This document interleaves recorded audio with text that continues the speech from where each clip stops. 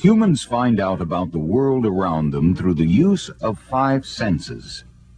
These are the senses of touch, taste, sight, hearing, and smell. Like other members of the animal kingdom, we need the information from our senses to help us determine what is going on around us. All animals use senses, but not necessarily the same ones upon which we rely. For instance, most birds have excellent eyesight, but cannot smell well, so they use their sense of sight to find food and to spot danger. A falcon who hunts other animals for food can see a pigeon as far as 5 miles away. Many insects have excellent senses of smell. A bee can smell flowers when they are still far away. Animals that hunt at night often have large eyes that help them see in low light. A bat can fly in complete darkness to find food and avoid hitting things by using its keen sense of hearing. The bat sends out a high-pitched sound that hits an object and then travels back to the bat's ears. The bat can tell how far objects are from him and what those objects are. Scientists have conducted experiments in which bats fly through mazes in complete darkness and never once strike anything. We need our senses for everything we do. Our senses of taste and smell help us decide if food is fresh and safe to eat. Our sense of touch can warn us about things that are sharp, hot, or painful. Our sense of hearing lets us know when to get out of the way. The sense that we rely on for the greatest amount of information is our sense of sight. Our senses send messages to our brain where decisions are made, and then responses are sent back to muscles throughout the body. It is like a giant communications network. Instead of phone lines, the body's nervous system is made up of thousands of nerves that run to every part of the body. The brain is the main control center. Everything we do is controlled by the brain. Some things are automatic, such as breathing or the beating of our hearts. Yet those functions are still controlled by the brain. The brain is made up of about 11 billion cells. Scientists have found that different parts of the brain are responsible for using different signals and then deciding what to do. As you can see in this computer-generated art, there are special centers for sight, touch, smell, taste, and hearing. The brain is extremely important to us and is therefore protected by a strong outer covering of bone called the skull. The brain is connected to the spinal cord, which is a thick bundle of nerves and nerve fibers that travel out to the rest of our body. The spinal cord is the main path for signals from the sensory nerves. The spinal cord runs down the bony rings of the backbone or spinal column. The spinal cord is protected by these bones. The nerves run out from the spinal cord and travel to all parts of the body. At the end of nerves are receptors, called sensory receptors. They pick up a sensation such as heat, cold, pressure, or pain, to name a few. Then a chemical change in the receptor causes a small electrical charge to travel through this nervous system network to the brain. The brain takes in the information and makes sense of it. Then it decides what should be done and sends another electrical charge back through the system to direct muscles to a response. Muscles around the mouth may be instructed to smile as we see someone we know, or to laugh when we hear a joke. The nerves that carry the instructions to muscles are called motor nerves. So the entire nervous system works because of a small amount of electricity produced by chemical reactions within our bodies. All of this happens very quickly. As mentioned before, our sense of sight provides us with the greatest amount of information. Our eyes are very complicated organs. Here are the major parts of the eye. The colored part of the eye is called the iris. In the center of the iris is a black hole called the pupil. Light comes into the eye through this hole. The opening of the pupil can be made larger or smaller by the iris. The iris is made of muscle fiber that can lengthen or shorten to control the size of the pupil and thus determine how much light gets in the eye. If we're in bright light, the pupil is smaller than if we're in darker conditions. The cornea is a clear layer of protection that covers the pupil and iris. Behind the iris is a lens that helps to focus the light onto the retina at the back of the eye. The retina is a special area made up of sensory cells called cones and rods. There are about 6 million cones that help us see in bright light. Cones also help us to see colors. There are about 120 million rods in the retina that help us to see in low light. They also see black and white. People living thousands of years ago actually thought that eyes sent out a ray of light that struck an object and then came back to the eye with an image of the object. They thought this way because they saw how a cat's or dog's eyes seemed to glow when they were in dark areas. Today we know that light strikes an object and is then reflected or bounces off that object and into our eyes. As it goes through the pupil and lens, it forms an upside-down image on the retina. The cones and rods that are struck by this light send messages to the brain, where the brain figures out what we're looking at. The brain also flips the image over so that it is right side up. Some people see things out of focus or in a blurred fashion. This can happen if the lens doesn't focus the light onto the retina correctly. People can be nearsighted or farsighted. If they are nearsighted, their eyeballs are longer than normal, and they can't focus on objects that are far away. Farsighted people have eyeballs that are shorter than normal, and therefore they can't see close objects clearly. Glasses or contact lenses can be used to correct these problems. The man-made lenses can be used to help the lens of the eye focus the light properly on the retina of the eye. Some people are colorblind. This happens when certain cones don't work right. People with color blindness can't tell the difference between colors like red and green. This problem occurs more often in men than in women. Hearing is another important sense that can supply us with a great deal of information. Sounds travel through the air in waves or as vibrations. The outer ear directs the sound waves into the ear canal, where the sound strikes the eardrum. The eardrum is a thin skin that vibrates with the movement of the sound waves. Behind the eardrum are 3 small bones called the hammer, anvil, and the stirrup. These 3 bones pick up the vibrations from the eardrum and carry them to the inner ear. In the inner ear, there is a coiled tube called the cochlea. It is filled with fluid. Vibrations from the stirrup cause the fluid to move. Hairs inside the cochlea respond to this movement. These tiny hairs are attached to sensory cells that send a signal to the brain. The brain can then determine what the sound is that we're hearing. Many people begin to lose their hearing as they grow older because the hairs in the cochlea begin to die. Our sense of hearing is capable of picking up sounds that range from 20 to 20,000 vibrations per second. That may seem incredible, but compared to some other animals, we have limited hearing ability. For instance, a dog can hear from 15 to 50,000 vibrations per second. This means that a dog can hear sounds way above our range. We call these sounds ultrasonic, which means they are beyond our hearing range.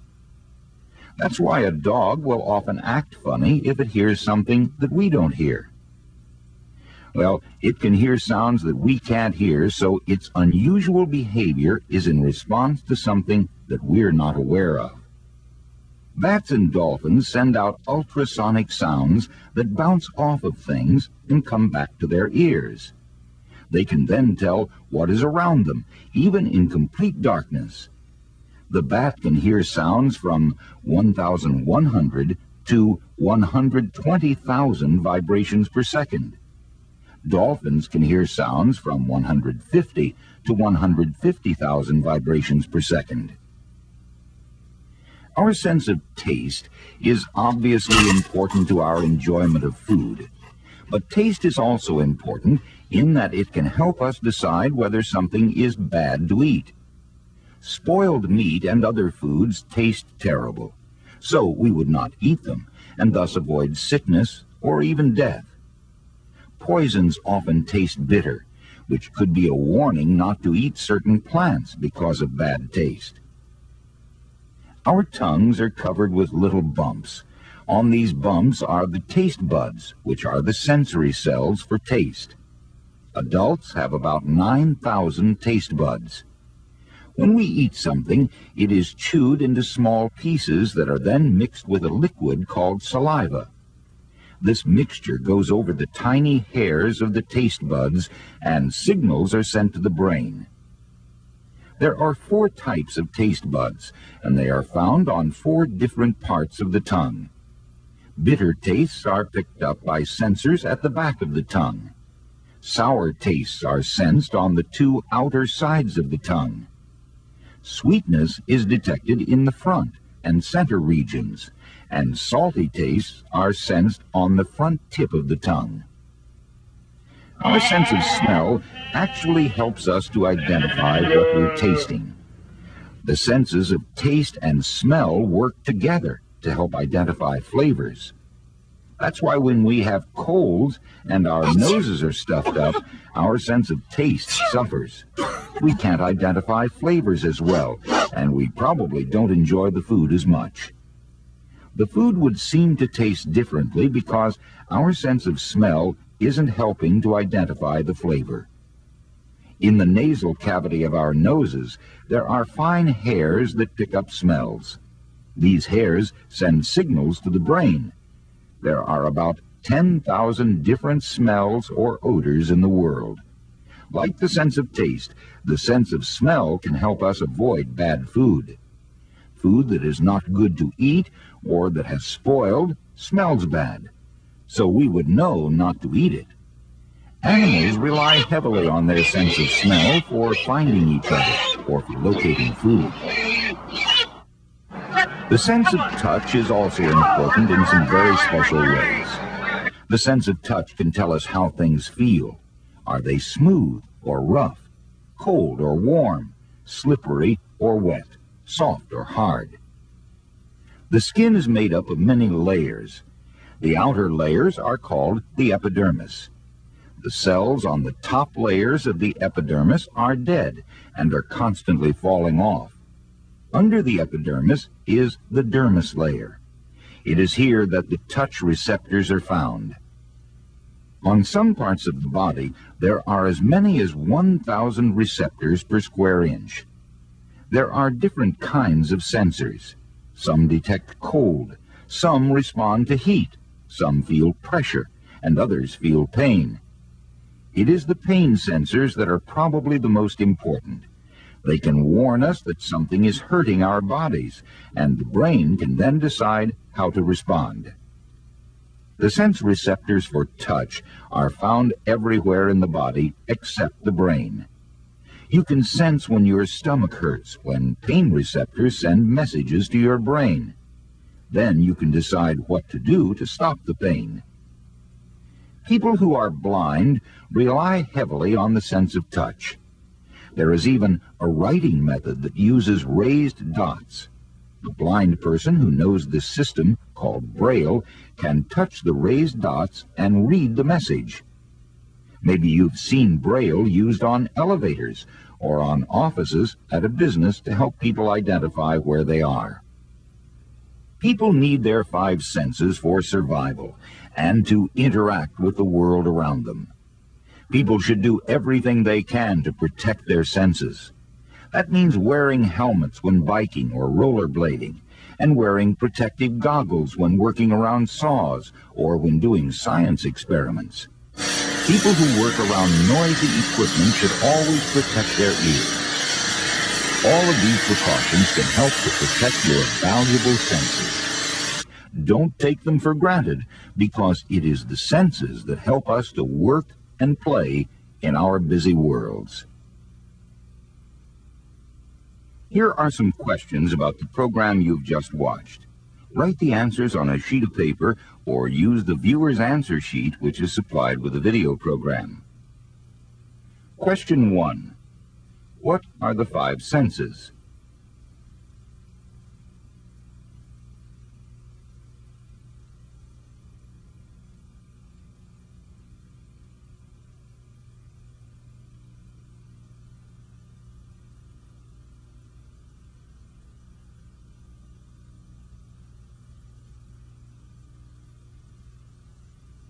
Question 2.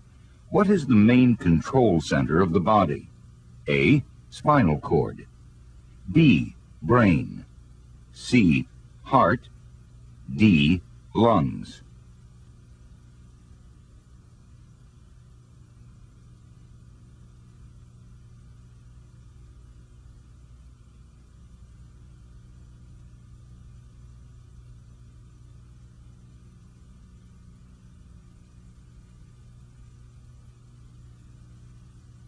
Question 3.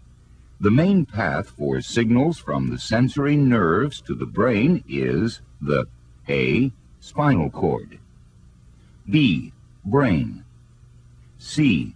Sensory receptors. D. Heart.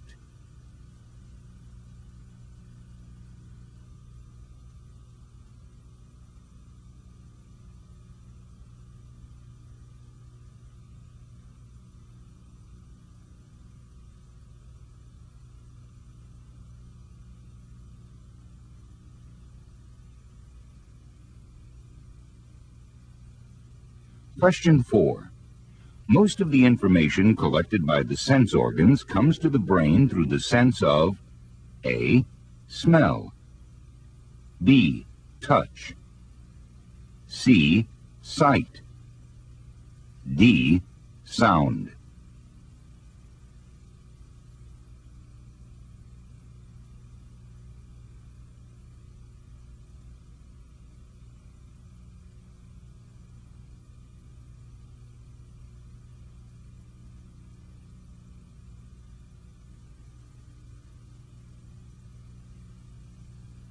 Question 5.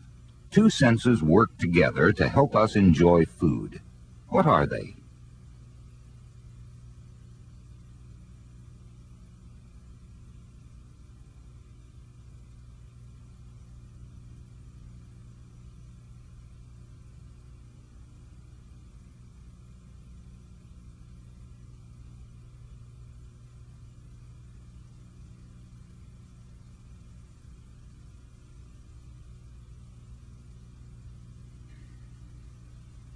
The back of the eye is covered with sensory organs called rods and cones. What is this part of the eye called? A. Cornea. B. Iris. C. Retina. D. Pupil.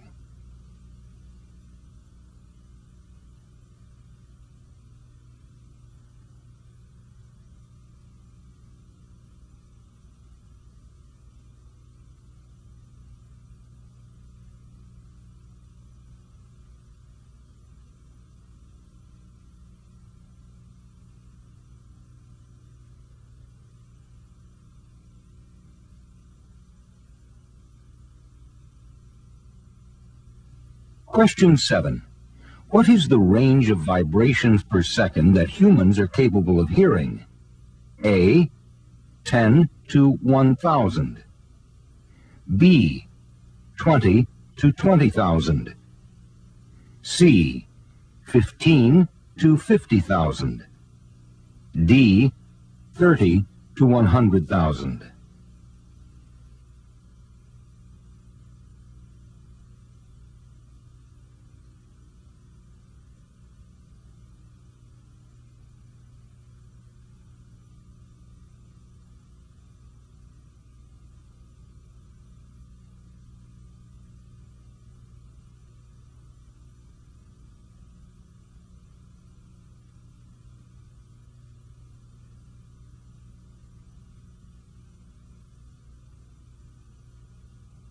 Question 8.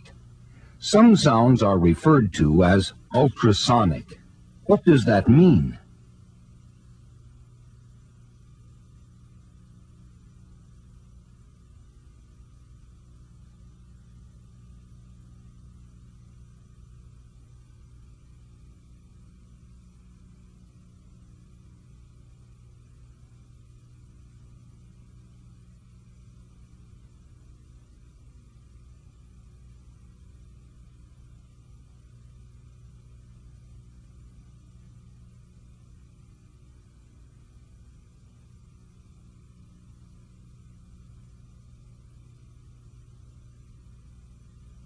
Question 9. Dolphins can hear sounds from 150 to 150,000 vibrations per second. Why do they need such a range of hearing ability?